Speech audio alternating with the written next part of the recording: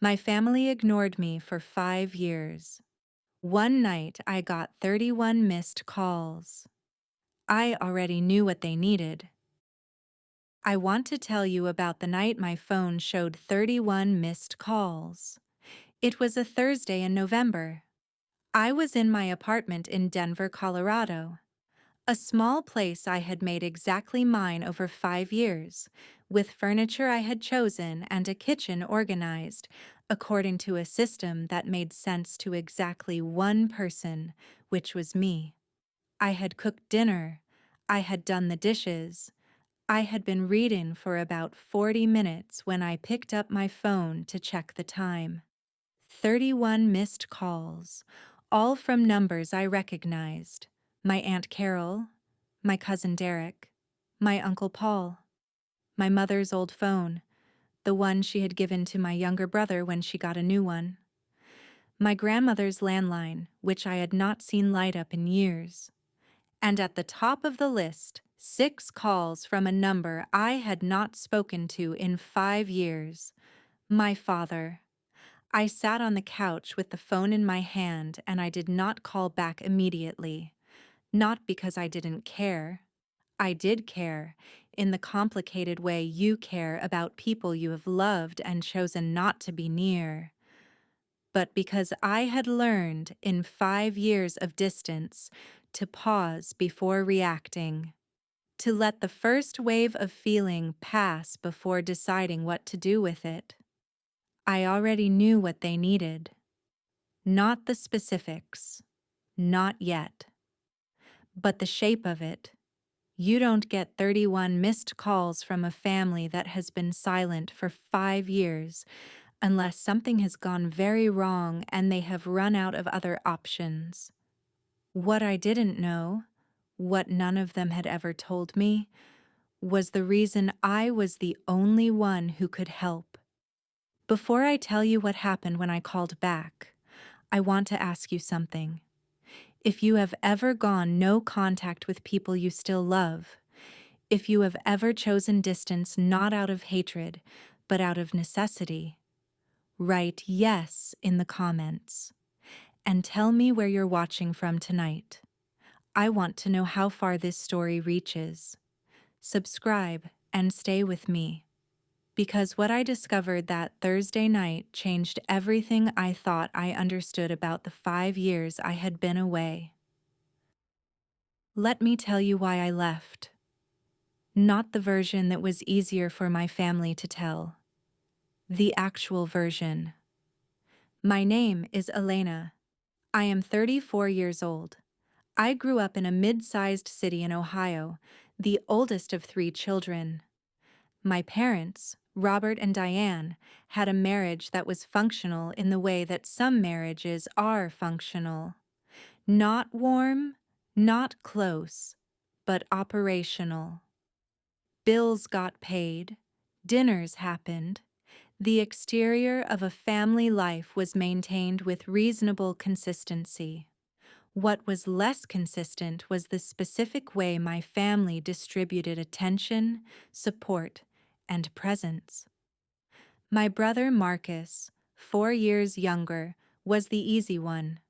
Good-natured, socially fluid, the kind of person who moved through the world without creating friction. My parents found him uncomplicated and responded to him accordingly, with the relaxed warmth of people who are comfortable with what they are dealing with. My sister Jess, 7 years younger, was the youngest and had been treated with the specific indulgence of a last child. She had been given things that hadn't been available when I was her age, which I did not resent. I understood how families work, but she had also been given exemptions from accountability that I had never been given, which I had noticed for years without naming. And I was the oldest, the one who was expected to manage, to not need, to be fine. The family's competence was something I had demonstrated so consistently and so early that it had stopped being visible to anyone except me. When I was 24, I had a breakdown. Not a dramatic one, not the kind that requires hospitalization or intervention. The quiet kind, where you wake up one day unable to do the ordinary things that have always been automatic, and you understand that you have been running on something that has finally run out. I asked my family for help. Not money, not a rescue, just presence. Just the acknowledgement that I was struggling and that it mattered. What I received was management. My mother told me I needed to push through. My father said everyone went through hard times. Marcus was sympathetic in the way of someone who didn't know what to do. Jess was 23 and absorbed in her own life and largely unaware. I pushed through. I always pushed through. And when I came out the other side, I understood something I had not fully understood before. I had been alone in my family for a very long time. Not abandoned, just alone. Present in the room but not really seen. Needed when I was useful and invisible when I was not. I spent another year trying to address it directly. Conversations with my parents about what I needed, about the patterns I had observed, about what it would mean to have a different kind of family relationship. The conversations were received with the specific defensive politeness of people who are not ready to examine something uncomfortable. My mother said I was being oversensitive. My father said I had always been difficult to understand. My brother said I was creating drama where there wasn't any. I moved to Denver in the spring of that year. I told my family I needed space. I reduced contact gradually. Calls became monthly, then occasional, then stopped. By the end of the first year, we spoke perhaps 3 times. By the end of year 2, almost never. By year 5, the silence had settled into something that felt, if not comfortable, at least honest. I had a life in Denver that was mine, friends who had been chosen rather than assigned, work I was good at, a therapist named Dr. Reyes who had helped me understand, over 4 years of sessions, the specific architecture of what I had grown up inside. I did not hate my family. I want to say that clearly. I loved them in the complicated way you love people who shaped you, even when the shaping was imperfect. I had simply stopped pretending that the relationship we had was the relationship I needed. And then my phone showed 31 missed calls. Drop a broken heart emoji in the comments if you know this specific kind of love. The love for people you have had to choose distance from, because it is one of the loneliest feelings in the world. I called my Aunt Carol first. Not my father, not my mother. Carol, who had always been the most straightforward person in the family, the one who said what she meant without the layer of management that characterized most Callahan family communication. She answered on the first ring. Elena. Her voice had the specific quality of someone who has been waiting for a call and is simultaneously relieved and terrified that it has arrived. Thank God. What happened? I said. She told me. My father had been admitted to the hospital that afternoon. A cardiac event. Serious, but not immediately fatal. He was stable now, but the doctors needed decisions made about his care plan, about potential surgery, about a treatment approach that had risks and benefits that required someone to evaluate and authorize. Where's Mom? I asked. She's here, but... Carol paused. There's a problem. The problem, as Carol explained it, was this.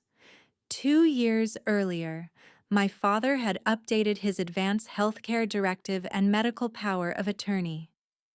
He had done this quietly, without telling anyone in the family except the attorney who had drafted the documents. And in those documents, he had designated a single person as his medical decision maker in the event he was incapacitated.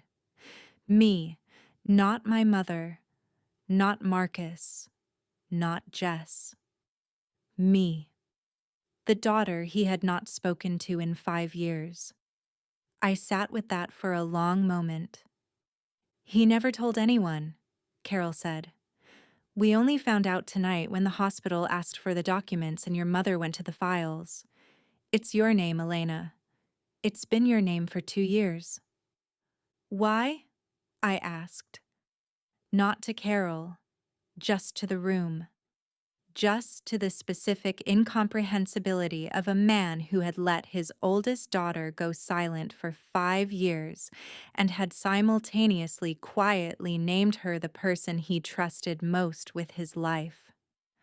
I don't know, Carol said. I really don't know. I was quiet for a long moment. What does the hospital need? I asked. Carol told me.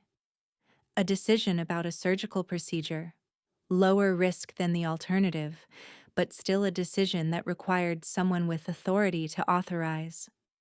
The hospital had been waiting for 6 hours. My mother had been calling everyone she could think of, looking for a way around the document. There wasn't one. I'll be there tomorrow morning, I said. Carol exhaled in a way that told me she had been holding her breath for the entire conversation. I booked a flight at 11 p.m. I packed a bag I had not needed in 5 years for this specific purpose. I sat on the edge of my bed and thought about my father. This man I had loved and left, and who had 2 years ago, in a lawyer's office, made a decision that I was only now learning about. I thought about what it meant. Not yet. I didn't have enough information. But I knew it meant something. Stay with me. Because what I walked into at that hospital the next morning was more complicated than I had prepared for. I arrived at the hospital at 9:17 a.m. on a Friday. The drive from the airport took 40 minutes. I spent most of it looking out the window at an Ohio November, gray and damp, the specific colorlessness of a Midwestern autumn that I had not missed and that now felt, unexpectedly, like something I recognized. My Aunt Carol met me in the lobby. She hugged me before she said anything, which told me she had been managing people all night and was tired of managing. Your mother is in the family waiting room, she said. She stopped, choosing her words. She's been processing. And Marcus and Jess? Marcus is here. Jess is flying in this afternoon. I nodded. I asked to see my father's doctor first before I saw the family. Carol looked momentarily surprised, then nodded. The doctor was a cardiologist named Dr. Patel. Efficient, clear, the kind of physician who understood at family situations complicated medical ones and had developed the ability to navigate both. She walked me through the situation in 15 minutes, my father's condition, the procedure, the risks of proceeding versus the risks of waiting, the timeline. I asked questions. Good ones, I think. The kind that Dr. Patel answered with the slight shift in attention that suggested she had not expected them. I had spent 5 years in a field that required me to process complex information quickly and make decisions under uncertainty. This was not entirely different. When we finished, I authorized the procedure, not because I had forgiven my father, not because the 5 years hadn't happened, because he was my father and he was sick, and the procedure was the right medical decision, and those facts existed independently of everything else. Dr. Patel thanked me and left to begin preparation. I walked to the family waiting room. My mother was sitting in the corner, hands in her lap, expression arranged into something between relief and resentment. The specific combination of a person who needs something from someone they are not sure they deserve to need it from. She looked older than I remembered. 5 years had done that. Marcus stood when I came in. He crossed the room and hugged me, and I let him, because Marcus had never been the problem. He had been absent and passive and unwilling to name things, but he had not been unkind. "Thank you for coming," he said. "Of course," I said. My mother stood. We looked at each other across the room. 5 years of distance compressed into a hospital waiting room at 9:30 in the morning. "Elena," she said. "Mom," I said. She came forward and hugged me. Her arms were tighter than I expected. She was shaking slightly, which told me the night had been worse than Carol had described. I held her for a moment. Then I stepped back. "I authorized the procedure," I said. "Dad's in prep now." She nodded. Her eyes were wet. "Why did he name me?" I asked.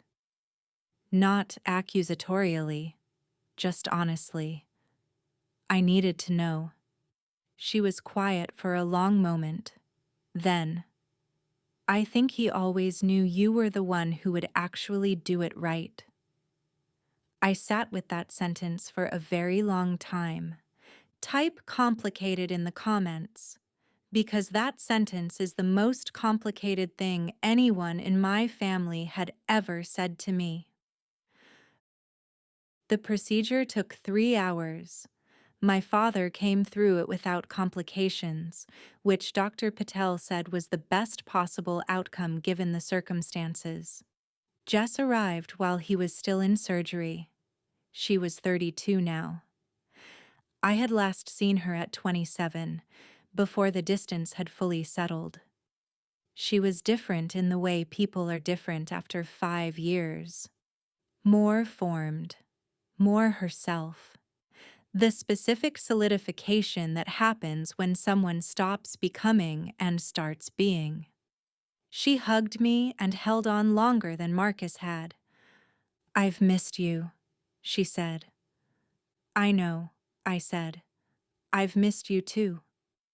And I meant it, because the distance had never been about not loving them. It had been about not being able to be near them in the form they required. My father was moved to a recovery room in the early afternoon. Dr. Patel said he would be awake and able to have visitors within the hour.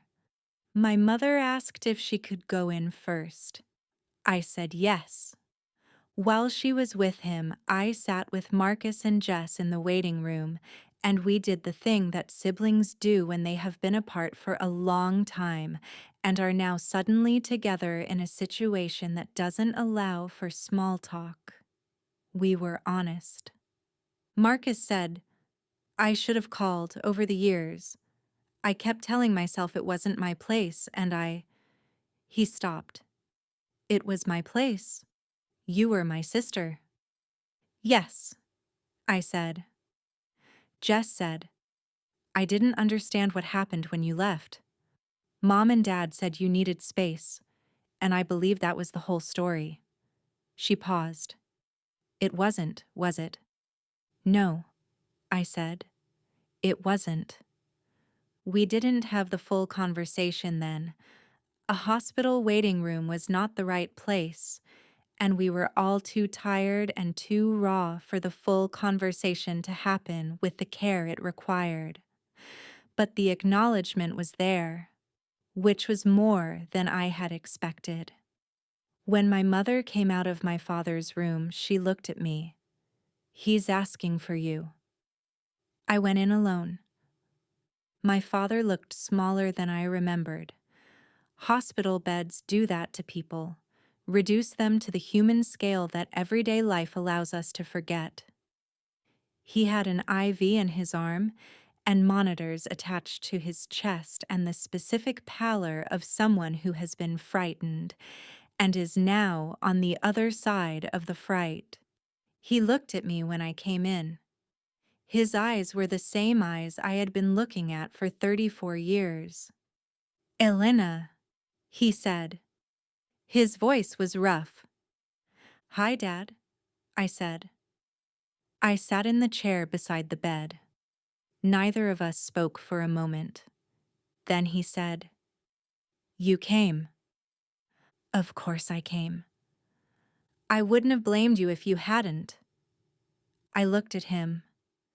"You named me as your decision maker 2 years ago," I said. "You never told me." He was quiet. "I didn't know how to call you," he said. "I didn't know what to say, but I knew." He stopped, started again. "I knew you were the one who would do what was right, even if it was hard. You always did." "That's not a compliment," I said. "That's a description of how I was used." He winced, not from pain, from something else. "I know," he said. "I know that now. Don't go anywhere." Because what my father said next is something I had been waiting to hear for 34 years and had stopped expecting. My father talked for a long time. I let him. He talked about the years I had been away and what they had looked like from where he stood. He talked about the times he had picked up the phone and put it down without calling. He talked about a conversation he had with his own father years ago that he had not understood at the time and understood now. He talked about the specific blindness of people who love their children and still manage to make them feel unseen, not out of malice, but out of the accumulated habit of not examining their own patterns. He did not make excuses. That was the thing I had not expected. I had prepared for excuses, for the gentle reframing that characterized most Callahan family communication, the version of events that smoothed the edges until nothing sharp remained. What I got instead was something quieter and more accurate. "I let you carry things you shouldn't have had to carry," he said. "From the time you were very young, and when you finally told me you were struggling, I told you to push through, because that's what I had always done and I thought it was the right answer." He paused. "It wasn't." I sat with that. "When you left," he continued, "I was angry at first. Then I was ashamed. Not of you, of myself, of the fact that you had needed something from me and I hadn't given it. I kept thinking I would call when I had the right words. The right words never came." "And the power of attorney?" I asked. He was quiet for a moment. "I was diagnosed with a heart condition 18 months ago. Not the crisis, just the condition. The doctors said I should have my affairs in order." He looked at me. When I sat down to do it, there was only one answer to the question of who I trusted. I don't know if that makes up for anything. I know it doesn't. But it was the truest thing I could put on paper. I looked at my father, this man who had been absent in the specific way of people who are present but not paying the right kind of attention, and I felt something shift. Not resolve, not heal. Shift. The specific movement of something that has been carrying weight, redistributing it into a slightly different shape. "I'm not ready to pick up where we left off," I said. "I don't know if I ever will be. What happened over 29 years doesn't get resolved in a hospital room." "I know," he said. "But I'm here," I said. I came, and I authorized the procedure because it was the right thing to do, not because everything is fine. I need you to understand the difference. I do, he said. His voice was very quiet. When you're well enough, I said, I want to have a real conversation, not a managed one, not the version where everyone says the right things and nothing changes. A real one, with Marcus and Jess and Mom, about what the family has been and what it could be. I'm not promising anything. I'm saying I'm willing to try if everyone else is. He nodded. His eyes were wet. That's more than I deserve, he said. Yes, I said. It is. I stayed another hour. I talked with him about small things. Denver, my work, the plant I had been keeping alive for 4 months. He told me about the store he and my uncle had opened 2 years ago, which had been doing well. We spoke carefully, the way people speak when they are relearning the weight of each other's words. When I left, I squeezed his hand. He held on for a second longer than I expected. I walked out of the room, down the hallway, past the nurse's station, and out into the Ohio November. I stood in the parking lot for a few minutes with my coat open, letting the cold air do what cold air does. Then I called Dr. Reyes and left a voicemail, telling her I had a lot to process.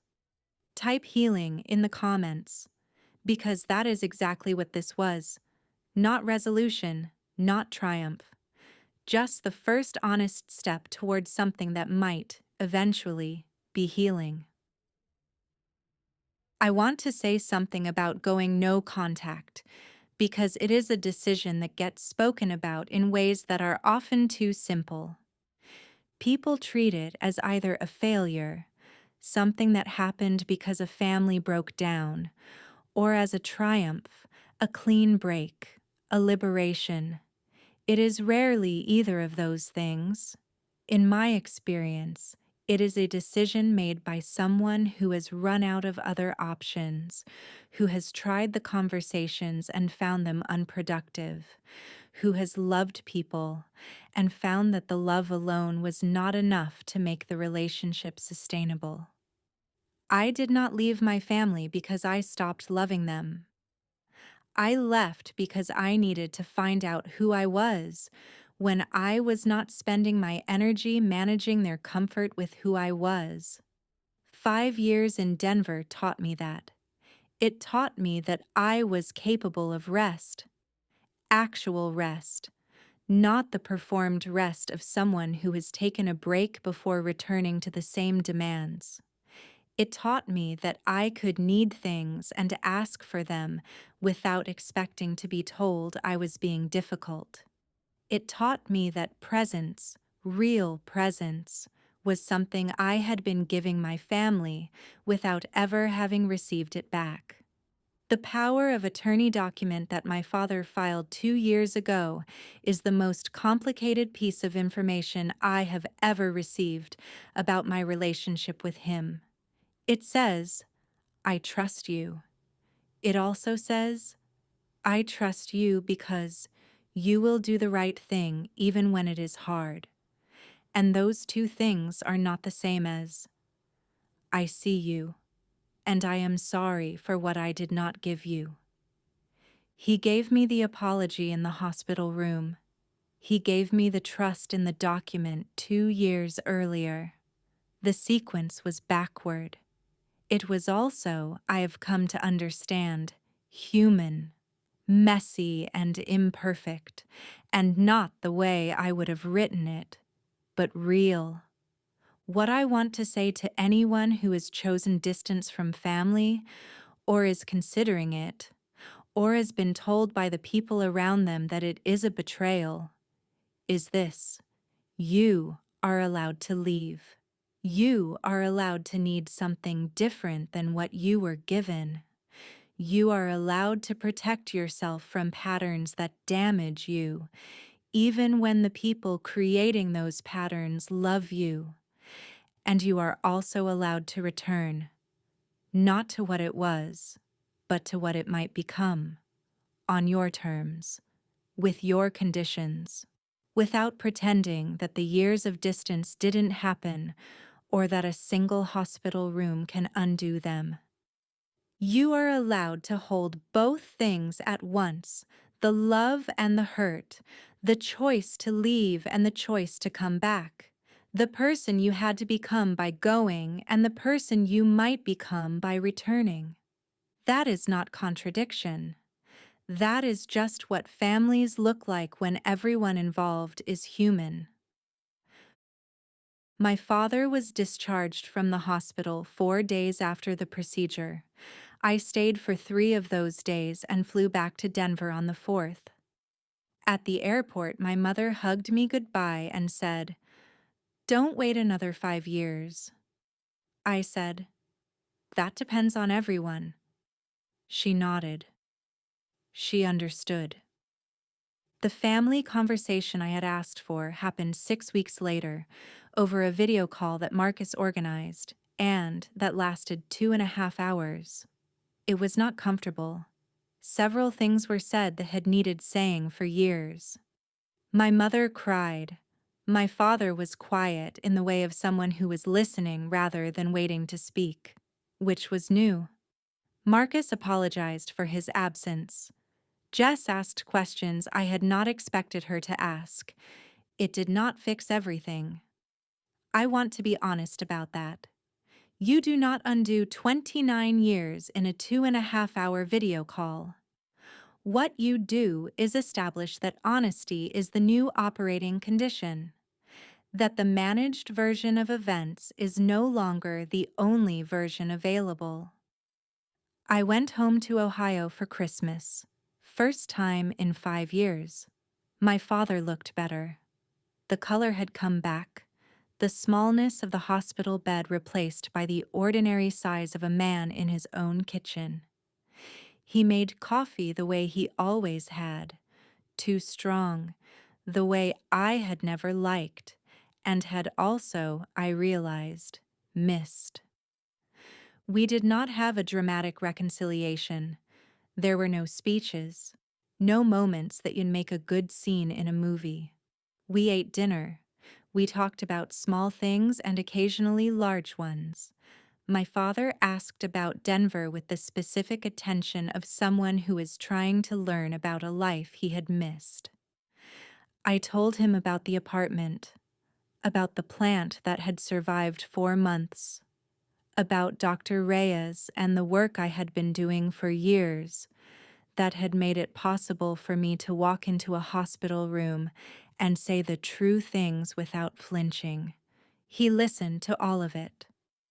"I'm glad you went," he said at one point. "I wish you hadn't had to, but I'm glad you went." I looked at my father across the kitchen table, this man I had loved and left and returned to on my own terms, and I felt the specific thing that comes when something that has been unresolved for a very long time takes a first small step toward resolution. Not completion, not the clean ending that stories are supposed to have, just a step, just the beginning of something that might, if everyone keeps showing up honestly, become something real. My phone does not show 31 missed calls anymore.